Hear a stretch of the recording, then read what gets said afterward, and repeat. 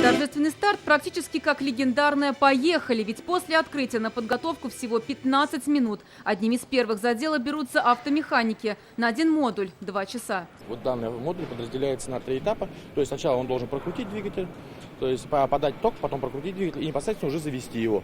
Если здесь работают железом, то по соседству с цветами. Екатерина Радченко еще школьница, но уже знает толк в деле флориста. Это выглядит, что взял букет, сложил в кучку, и это красиво. Но есть специальные техники. Мне нравится спиральная техника, когда букет укладывается по спирали по часовой стрелке. Напечатать книгу или газету – для них эта миссия выполнима. На чемпионате будущие полиграфисты пробуют свои силы на станках нового поколения. Именно в университете учат теории, а вот тут вот мы получаем хорошую практику и хорошие скиллы для того, чтобы работать потом дальше по профессии. Не только Казань, но и другие города республики присоединились сегодня к чемпионату. В тетюжих мастерстве соревнуются спасатели. Свою компетенцию курсанты презентовали впервые в 2015 году.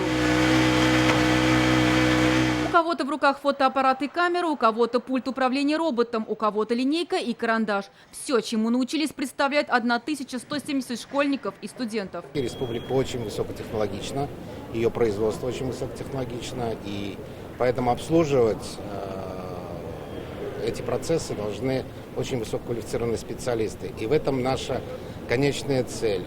Ежегодно количество компетенций регионального чемпионата пополняется. В прошлом году их было 136, в этом уже 162. Упор организаторы делают на самые приоритетные для Татарстана направления – промышленность, строительство и IT-технологии. Для нас, как для некого IT-региона даже, да, и имея в наличии город Иннополис, который активно развивается, нам очень важно эти компетенции развивать. И у нас вот впервые фактически соревнования пройдут и на территории Иннополиса. Активно подключился и сам университет. Опыт работы с молодыми профессионалами у республики огромный. В августе Казань принимала международный чемпионат WorldSkills. В копилку российской сборной татарстанские ребята принесли 4 медали.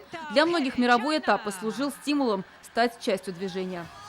Здесь на соревновательных площадках участники проведут еще 3 дня. По итогам будет сформирована сборная республики, которая отправится на национальный чемпионат. Он пройдет в Новокузнецке в июле 2020 года. Зарина Ахметова, Адель Мендубаев, ТНВ, Казань. Смотрите все новости дня, программы и фильмы в наилучшем качестве на YouTube-канале ТНВ. Подписывайтесь.